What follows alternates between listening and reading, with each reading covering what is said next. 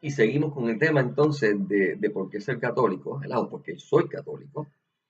Como les dije al principio, esto es los boyes, como pueden ver, estamos desde mi cuarto. Allá atrás están los nietos ahí que me están bañando. Y hay otro por ahí que también está en el baño, están gritando, así que eso es parte de.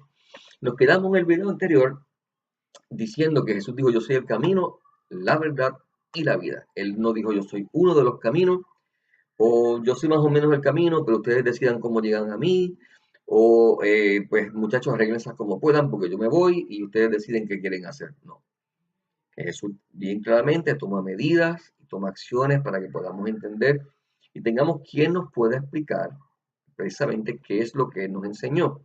Vimos en el video anterior la frase, ¿verdad? De yo nunca dije que tú robaste dinero. Vimos todas las interpretaciones que esa simple frase o oración tiene. Imagínate tú la Biblia. Entonces vimos que Jesús se encargó de que pudiéramos entender con claridad cuál es su mensaje, porque si no, entonces no sería el camino, la verdad y la vida. Sería pues, una fantasía que nos ilusionó y nos dejó guindando después. Eh, Desde el Antiguo Testamento tú vas a ver evidencia bien clara de que Dios tiene una línea y Dios escoge a quienes quieren y los escoge para una misión particular, en este caso especialmente para dirigir la iglesia, dejó a los apóstoles, pero desde el plan de salvación anterior, siempre, desde la antigua alianza, él siempre ha demostrado que mi palabra no viene por todo el mundo, mi palabra viene por quien yo escojo. Si ustedes miran en el libro de Números, en el capítulo 16, no lo voy a leer porque es bien largo y está entero, ustedes van a ver a tres personas, Coré, Datán y Abirón. Estas tres personas quisieron básicamente apropiarse del sacerdocio que era propio de Aarón y su familia. Ellos quisieron, no, nosotros queremos ser sacerdotes. Y Moisés se lo dice, pero usted, ¿qué le pasa a ustedes? Ustedes no pueden apropiarse de eso. Eso no es lo que tú decidas, quién Dios escoja. Y si miran ese capítulo van a ver las consecuencias serias que tuvieron ellos tres, porque Dios, adaptándose a la mente de la época, tiene que actuar precisamente haciendo que se abra la tierra y se los trague, para que todo el pueblo entienda la seriedad. ¿Okay? Está hablando de gente bien salvaje de hace 4000 años atrás, para que pudieran entender gráficamente la seriedad de tu venir a decir, yo soy el que manda aquí y yo me voy a apropiar de las cosas de Dios, ¿no? En el Nuevo Testamento pasó lo mismo por ejemplo, con Simón el mago en Hechos 8. Este Simón que veía a los apóstoles orando, poniendo las manos, y cuando la gente recibía la imposición de las manos, recibía el Espíritu Santo, que es la confirmación, y que le dice a Pedro, yo aquí tienen los chavos para que ustedes miren ese poder. Y Pedro dice, maldito tú y tu dinero. ¿Ok? Y Simón, pues ahí se asusta y empieza a decir, por favor, que oren por mí para que Dios me perdone. Pero le está diciendo bien claramente, esto no es así, esto no es como que yo me autodenomino y tú decides, Dios es el que escoge. Y Dios ha puesto una sucesión y un camino para que nosotros podamos conocerlo. Y esto es importante porque a veces tú puedes decir, y yo puedo decir, no, pero yo no pretendo ser cura, yo no pretendo ser papa. Sí, cada vez que tú dices o yo digo, yo no tengo que ir a la iglesia, a mí no me hace falta la iglesia, yo leo la Biblia en casa, yo la leo solo, yo oro solo, tú estás diciendo, yo tengo la autoridad para entenderla por mí mismo y se acabó y interpretarla. Me estoy haciendo papa, me estoy haciendo obispo. Cuando yo estoy diciendo que yo creo en Dios a mi manera, estoy diciendo mi manera es la mejor o es la correcta y me funciona para mí. Y puede que tú digas, no, porque no es para, yo no se le impongo a otro, es para mí, pero sigue siendo lo mismo. Tú sigues diciendo, yo soy la única excepción en toda la humanidad que Cristo dio una serie de órdenes, pero yo no las tengo que seguir. Yo puedo inventar mi propia regla y Él se va a adaptar a mí. ¿Por qué? Porque yo lo dije así, porque yo lo decidí y Él tiene que hacerlo. Y Jesús dice, pero a mí tú nunca me preguntaste, nunca me has preguntado. Yo nunca dije que tú podías hacerlo. Así que, sin darnos cuenta, sí, a veces hacemos estos reclamos, no de forma abierta, ¿verdad? Pero lo hacemos. Evidencia de que las cosas son como Él dice, no como a mí me parezca mejor. Marcos 3, versículos 13 al 14. Dice, después Jesús subió al monte, llamó a los que Él quiso y ellos vinieron a Él. ¿Ok? Eso no fue como voluntario. Ok, gente, ¿quién quiere ser apóstol? Yo, ok, sube. ¿Quién más? Tú, ven para acá. No, a los que Él quiso y entonces ellos vinieron de Él. y designó a 12 para que estuvieran con él y para enviarlos a predicar, a enseñar y para que tuvieran autoridad de expulsar demonios. Fíjate que él escoge, estos son los que van a llevar mi mensaje. Estos son los que tienen autoridad de explicar la frase y todas las demás frases que yo voy a decir. E inclusive la autoridad se extiende hasta al punto espiritual, donde van a tener autoridad hasta para echar a los demonios. En Mateo 16, versículos 17 al 18, vemos como el mismo Cristo como humano, que él necesita la dirección del Padre, reconoce precisamente en las palabras de Pedro que el Padre lo ha escogido.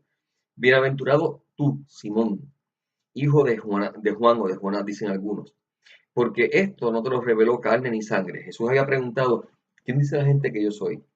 Y Pedro brincó y dijo, tú eres el Cristo, el Hijo de Dios vivo. Entonces ahí él le contesta esto, bienaventurado tú, porque esto no te lo reveló ni la carne ni sangre, sino mi Padre que está en los cielos. Y por eso, porque el Padre fue el que te lo reveló, yo también te digo que tú eres Pedro. Y sobre esta piedra edificaré mi iglesia. Y nosotros lo estamos leyendo en español, pero en griego es mucho más fuerte. ¿Ah? Tú eres Kefas, y sobre esta piedra, sobre esta Kefas, voy a edificar mi iglesia. Y las puertas del infierno, que no es otra cosa que los poderes de la muerte, nunca podrán vencerla. Esto es una promesa de Dios. Volvemos a lo mismo, o Cristo es un embustero o cumple. Y si cumple, yo creo en él, y si no, pues no creamos en nada. Eso dice bien claramente, ¿sabes qué, Simoncito? Ya tú no vas a ser Simón, ahora tú vas a ser Pedro, y yo sé que tú vas a negar, y yo sé que tú vas a salir corriendo, pero no importa, sobre ti yo voy a edificar mi iglesia. Fíjate que ahí está bien claro. Yo no vine a traer una eh, filosofía de vida, yo no vine a traer una idea abstracta, yo vine a traer una iglesia, una eclesia, una asamblea, un pueblo. ¿Por qué? Porque desde el Antiguo Testamento, todo el tiempo, Dios ha venido estableciendo un reino. Y un reino que inclusive se le promete a David. Y cuando Cristo comienza a predicar, ¿qué es lo que dice? Convéntanse porque el reino de Dios ha llegado. Entonces, este reino no está compuesto de gente regada, está compuesto de una asamblea. Donde hay un reino, hay un rey a la cabeza y hay un pueblo alrededor de él. Eso es lo que Cristo está estableciendo. Una asamblea, una convocación. Así como él escogió a las 12 tribus de Israel para hacerlas su pueblo y los quería todos reunidos, pero ellos mismos se separaron. Asimismo, él quiso fundar su iglesia y lo mismo que hizo Israel, nosotros nos hemos separado, nosotros nos hemos dividido. ¿Ok? Pero bien claramente él dice, yo edificaré mi iglesia, él no dice mis iglesias, ni mis grupos, él no dice, edificaré esta nueva filosofía para que todos ustedes hagan sus grupitos, no, él quiere una iglesia. Lucas 10:16 dice, hablándole a esos mismos que acaba de escoger, que son sus apóstoles, ¿verdad? Y el cual puso a Pedro a mandarlos sobre ellos, ¿verdad? Como cabeza. Dice, el que a ustedes escucha, me escucha a mí. Lucas 10:16. Y el que a ustedes rechaza, me rechaza a mí. Y el que me rechaza a mí, rechaza al que me envió. Entonces, estos apóstoles no eran, y entre ellos estaba Judas en aquel momento, no eran buenos, ni santos, ni perfectos, ni maravillosos, ni eran seres humanos como tú y como yo. Pero él dice, ¿sabes qué? Yo los puse ahí y ustedes van a respetar mis órdenes. Si cuando mis hijos eran pequeños yo decía, voy a salir, el mayor se queda al mando, el mayor se queda al mando, yo lo dije y se acabó. No es como, oh, más esto es una democracia, vamos aquí a todo el mundo a votar. No, papi Dios soy yo y se acabó. Entonces, la iglesia no es una democracia. La democracia es buena para muchas cosas, pero en la iglesia, en el reino de Dios, no es una democracia. ¿Ok? Es donde es un reino, donde hay un rey, se llama Jesucristo. Y Él nos muestra el rostro del Padre. Y esa familia trinitaria es nuestro Dios. Nosotros somos hermanos, pero en una jerarquía. Igual que si tú miras a los ángeles, que son seres espirituales, también tienen una jerarquía y tienen una serie de coros o divisiones entre ellos. No todos son iguales. Y un ángel no le dice a un serafín, no, ¿por qué tú tienes que estar más cerca de Dios que yo? Yo soy un ángel como tú. ¿No? Cada cual tiene su lugar. ¿Ok? Luego, en Mateo 28, 18 al 20, acercándose Jesús, les dijo, toda autoridad me ha sido dada en el cielo y en la tierra. Vayan pues y hagan discípulos de todas las naciones, bautizándolos en el nombre del Padre y del Hijo y del Espíritu Santo, y enseñándoles a guardar todo lo que les he mandado. Y recuerden que yo estoy con ustedes todos los días hasta el fin del mundo. Fíjate que Jesús está bien claramente estableciendo entonces de que su iglesia estará allí hasta el fin del mundo. Vimos anteriormente, el Hades nunca podrá vencerla. Y estamos viendo aquí una razón para esta iglesia. Está diciendo bien claramente, vayan, bauticen y hagan discípulos de las naciones. De las naciones. Esto incluye musulmanes, esto incluye hindúes, esto incluye budistas, esto incluye cualquier otra nación. Vayan y hagan que sean discípulos. Llévenlo. Por eso es que nosotros no podemos simplemente decir, yo creo en Dios, ya. No. Yo tengo una misión, yo tengo un encargo, y yo tengo que seguirlo. Váyanlo, vayan, hagan los discípulos, bautícenlos, ¿ok? En el nombre del Padre, del Hijo y del Espíritu Santo, no cualquier nombre, santísima Trinidad, y enséñeles a guardar todo lo que les he mandado.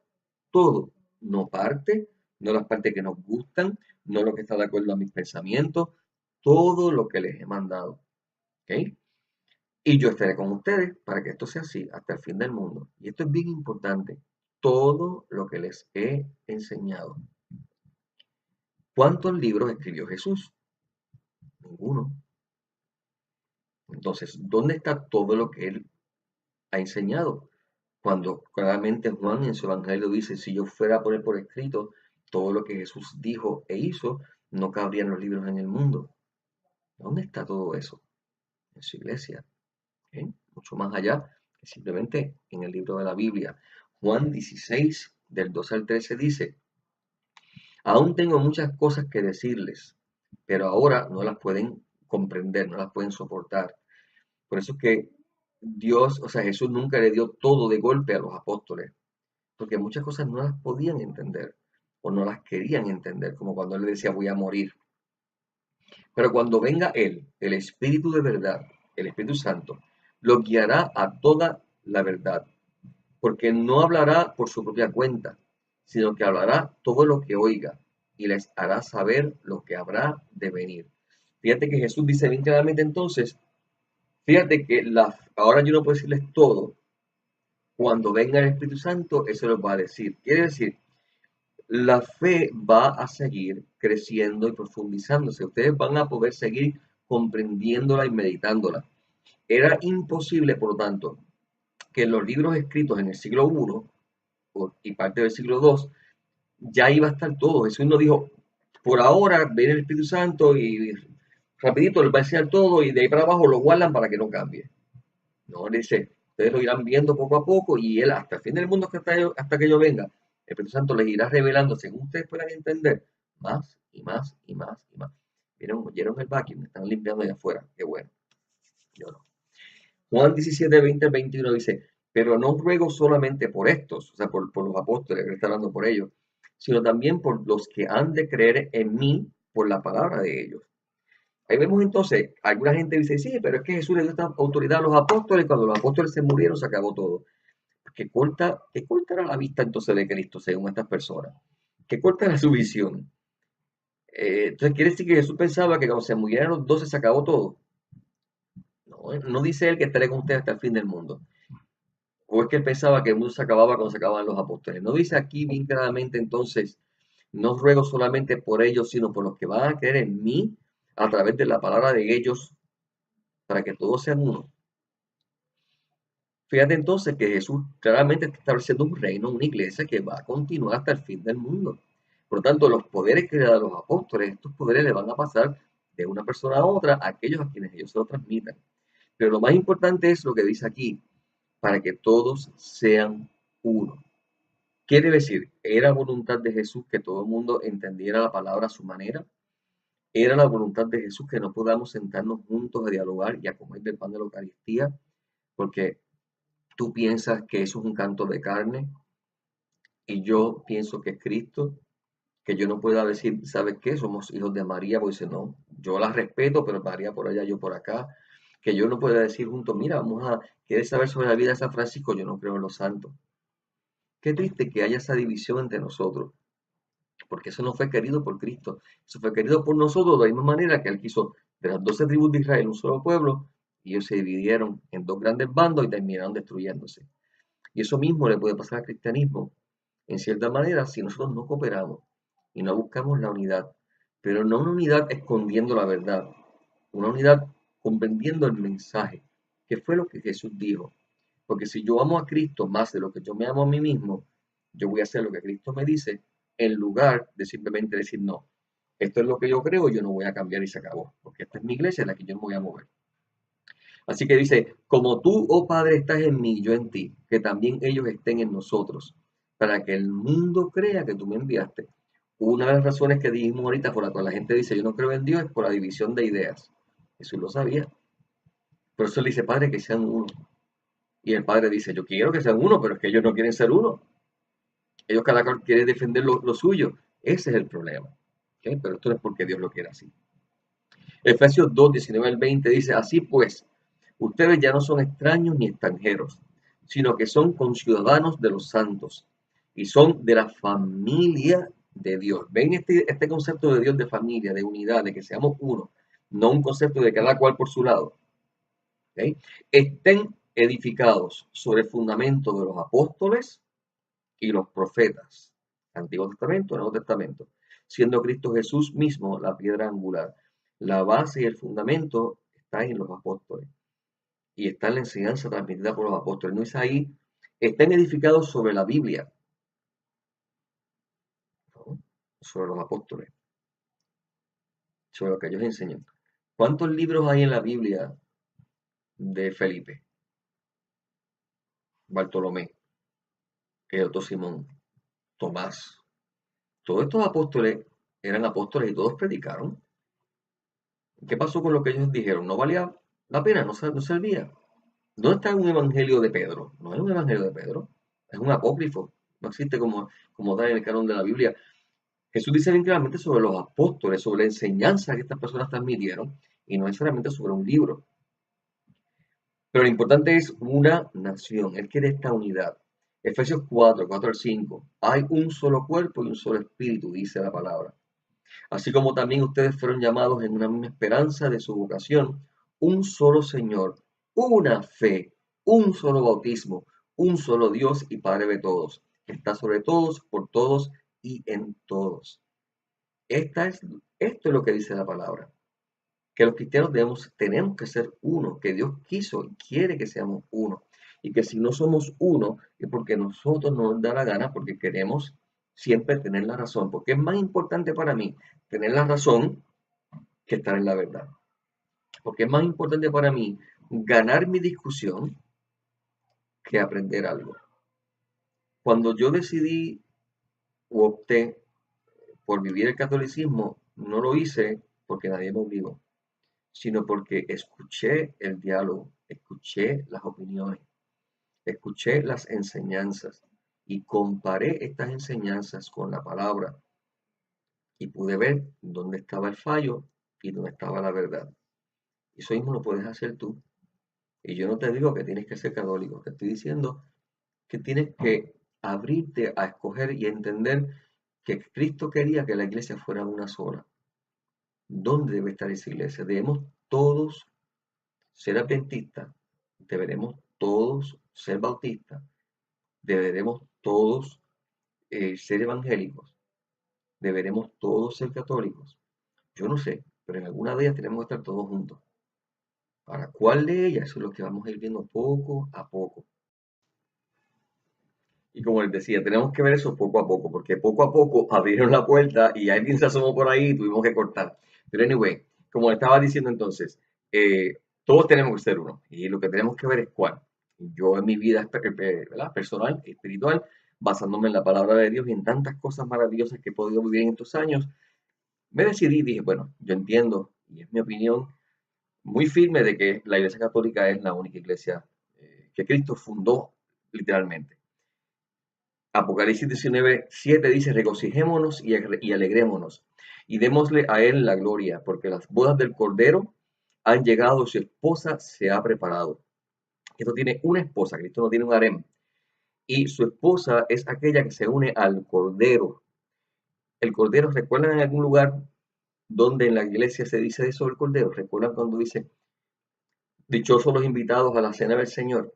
Son palabras del Apocalipsis. ¿Recuerdan cuando se dice que esas son las bodas del Cordero que se casa, el Cordero de Dios que se ofrece? Este es el Cordero de Dios que quita el pecado del mundo. En la iglesia donde más creemos en esos textos bíblicos es en esta. ¿Okay? Una vez más, a veces suena un poquito fuerte, no quiero sonar como que los demás no son cristianos, no queremos sonar como no. Yo, como les dije, experimenté, viví con ellos años y aprendí cosas hermosas. No se trata de la fe, hay muchos de ellos con una fe mucho más grande y una vida de santidad mucho más grande que muchos de nosotros los católicos. No se trata de eso, se trata de la enseñanza, se trata de qué iglesia enseña, conserva y cuida exactamente lo que Cristo dejó. ¿Qué iglesia está fundada históricamente sobre los apóstoles y conserva todas estas tradiciones? Eso es lo que estamos viendo. En cuanto a la calidad del cristianismo de cada cual, eso solamente lo sabe Dios. Y él dijo bien claramente, los últimos serán los primeros y los primeros serán últimos. Así que muchos de ellos quizás nos van a sorprender estando mucho por encima delante de nosotros, delante del Señor. Pero no porque enseñen X o Y cosas mejor que nosotros o mejor que la Iglesia Católica, sino porque tienen una fe grande y una vivencia grande. Es como los musulmanes, ya dijimos antes, se puede salvar un musulmán, se puede salvar un hindú, por supuesto, por la ley natural, pero no porque son hindúes, sino a pesar de siendo hindú, porque es una persona buena. ¿Okay? Por eso que cuando Cristo dice, yo soy el camino, la verdad, la vida, nadie va al Padre sino por mí, está diciendo, ese hindú que vive una vida decente, que trata de acuerdo a su corazón vivir lo mejor, va al Padre por mí. Aunque no me conoce, pero imperfectamente está siguiendo mis enseñanzas. Ese musulmán, lo mismo. Ese budista, lo mismo. Ese que no es católico, lo mismo.